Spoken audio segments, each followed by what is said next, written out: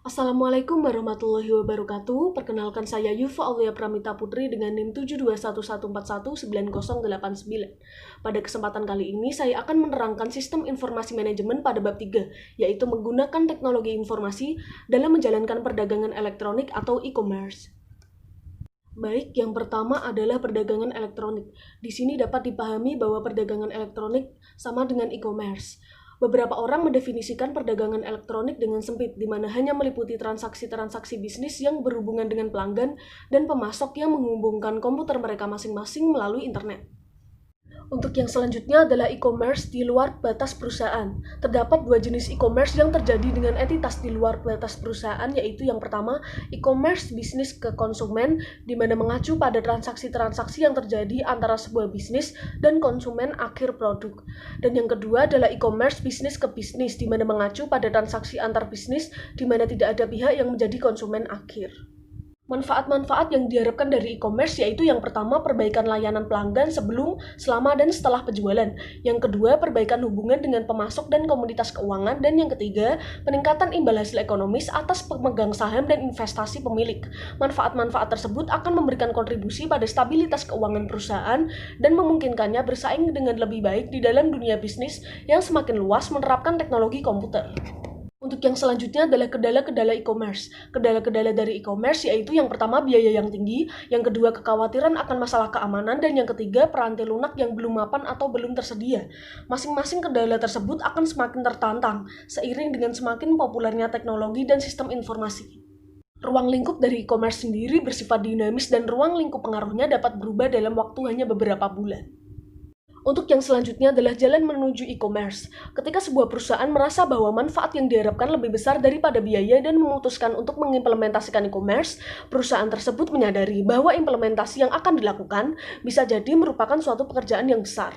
Dan selanjutnya adalah inteligensi bisnis. Inteligensi bisnis adalah aktivitas pengumpulan informasi mengenai unsur-unsur di dalam lingkungan yang berinteraksi dengan perusahaan. Yang selanjutnya adalah basis data eksternal. Basis data eksternal adalah basis data yang digunakan perusahaan untuk mendapatkan kecerdasan bisnis karena lebih cepat dan lebih murah daripada meneliti beragam jenis sumber informasi. Contoh dari basis data eksternal adalah Thomasnet atau www.thomasnet.com. Untuk yang selanjutnya adalah mesin pencari. Mesin pencari adalah suatu program komputer khusus yang menanyakan satu kata atau kelompok kata kepada pengguna untuk dicari. Contohnya yaitu Yahoo atau www.yahoo.com, Excite atau www.excite.com, dan AltaVista atau www.altavista.com. Berikut ini adalah figur mesin pencari menjelajahi internet untuk menemukan situs-situs yang memuat informasi yang dicari. Nah, yang selanjutnya adalah strategi e-commerce dan sistem interorganisasional. Strateginya adalah Electronic Data Interchange atau EDI yang dianggap sebagai perkumpulan dari suatu sistem interorganisasional. Pertukaran data elektronik adalah salah satu cara untuk mendapatkan suatu sistem interorganisasional. Extranet yang serupa dengan internet, tetapi terbatas hanya untuk mitra-mitra bisnis yang terpilih dan terpercaya. Di beberapa organisasi juga mulai menggunakan EDI. Nah, untuk sistem interorganisasional sendiri, pengertiannya adalah hasil sistem atas sebuah perusahaan dalam membuat hubungan dengan perusahaan lain, sehingga semua perusahaan bekerja sama sebagai suatu unit yang terkoordinasi serta meraih manfaat yang tidak dapat diraih sendiri oleh perusahaan. Yang selanjutnya adalah manfaat iOS. Manfaat iOS terdiri atas efisiensi komparatif dan kekuatan penawaran. Efisiensi komparatif terdiri atas efisiensi internal dan efisiensi interorganisasional. Efisiensi internal terdiri atas perbaikan dalam operasi-operasi perusahaan itu sendiri, sedangkan efisiensi interorganisasional meliputi perbaikan-perbaikan yang diperoleh melalui kerjasama dengan perusahaan-perusahaan lain. Dalam kekuatan penawaran terdapat 3 area dasar. Yang pertama, fitur-fitur produk yang unik. Yang kedua, menurunkan biaya-biaya yang berhubungan dengan penelitian. Dan yang ketiga, meningkatkan biaya perpindahan. Sedangkan penambahan persediaan oleh vendor adalah suatu jenis iOS khusus di mana pelanggan memberikan cukup kepercayaan bagi pemasok untuk mengizinkannya mengakses sistem persediaan berbasis komputer yang dimilikinya. Berikutnya adalah EDI. EDI terdiri atas transmisi data langsung komputer ke komputer dalam suatu format struktur yang dapat dibaca oleh mesin. Sedangkan extranet adalah cara lain dari membuat iOS. Cara ini memungkinkan dibaginya informasi berbasis komputer yang sensitif dengan perusahaan lain dengan menggunakan teknologi informasi yang pada umumnya dihubungkan dengan internet. Untuk selanjutnya yaitu sekutu-sekutu bisnis proaktif dan aktif. Sponsor iOS pada umumnya mengambil pendekatan proaktif, merangsang minat akan iOS dan mendorong partisipasi di dalam jaringan. Yang kedua, para partisipan pada umumnya merespons dengan cara yang reaktif, menerima atau menolak penawaran sponsor untuk menerapkan iOS. Yang selanjutnya adalah pengaruh penerapan. Terdapat 4 faktor yang menentukan apakah perusahaan akan mengambil langkah proaktif atau reaktif.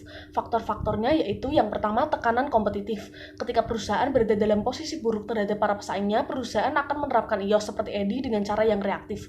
Yang kedua, penggunaan kekuasaan. Ketika sebuah perusahaan dapat memaksakan kekuasaannya pada anggota yang lain, maka ia akan proaktif dalam menerapkan iOS. Yang ketiga, ada kebutuhan internal. Ketika perusahaan sadar bahwa partisipasi dalam iOS merupakan salah satu cara untuk meningkatkan operasinya, perusahaan tersebut akan melakukan pendekatan atas iOS dengan cara yang proaktif.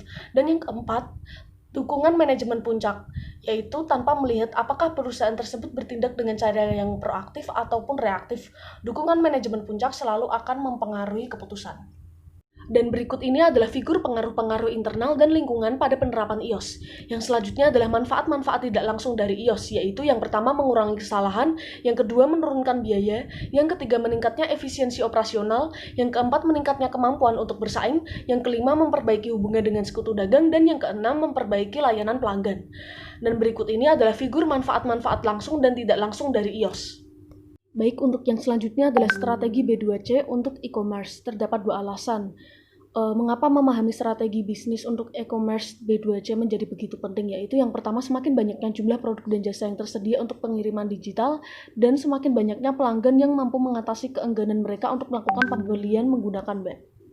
Baik, yang selanjutnya adalah produk-produk fisik dan produk-produk digital. Produk-produk fisik adalah barang-barang fisik yang tidak dapat dikonsumsi melalui web dan harus dikirimkan ke pelanggan. Sedangkan produk-produk digital adalah beberapa produk dan jasa tertentu yang dapat dikirim kepada pelanggan melalui internet.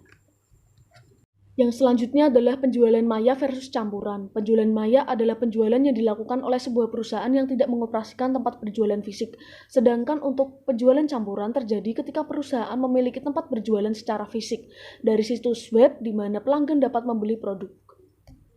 Selanjutnya ada pemerintah elektronik. Pemerintah juga dapat mengambil manfaat dari e-commerce. Contohnya adalah kantor pajak Polk County di Florida yang menggunakan layanan online untuk melelang sertifikat pajak bumi dan bangunan pada tahun 2005. Yang selanjutnya adalah tantangan e-commerce berikutnya. Yang pertama ada perdagangan bergerak. Perdagangan bergerak adalah penggunaan telepon seluler dan asisten digital pribadi atau personal digital assistant atau PDA untuk melakukan e-commerce nirkabel.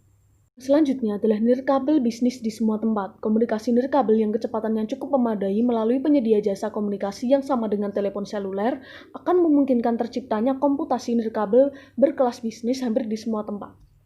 Lalu yang selanjutnya adalah menggunakan internet. E-commerce tidak akan mungkin terjadi tanpa adanya jaringan internet yang menghubungkan pelanggan dengan organisasi. Nah, yang selanjutnya ada World Wide Web. World Wide Web adalah informasi yang dapat diakses melalui internet di mana dokumen-dokumen hypermedia atau file-file komputer disimpan kemudian diambil dengan cara-cara yang menggunakan metode penentuan alamat yang unik.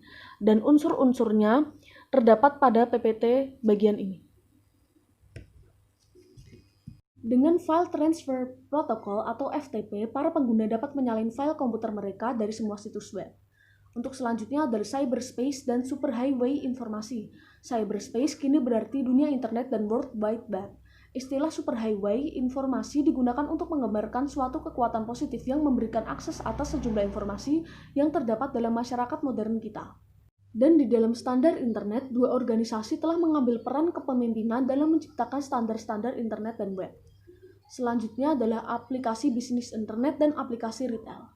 Secara sederhana, internet dapat digunakan untuk setiap aplikasi bisnis yang melibatkan komunikasi data termasuk komunikasi di dalam perusahaan maupun dengan lingkungan.